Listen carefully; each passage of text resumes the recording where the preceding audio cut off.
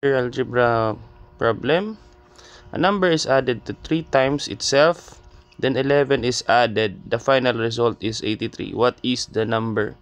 Okay, so the given is 3 times itself. So 3 times itself is 3x. Added to the number is 3 times itself. Okay, so may siyang x plus 3x. Kasi a number is added to 3 times itself. Ito yan. No? Ang 3 times itself, ito, 3x. So, this is 4x. Then, 11 is added. So, then 11 is added. So, 4x plus 11.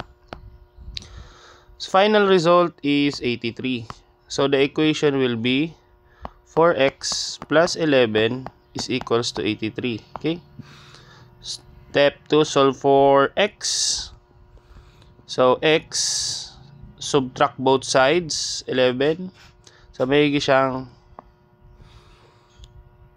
okay, may siyang both sides by 11. So, may siyang 4x is equals to 72.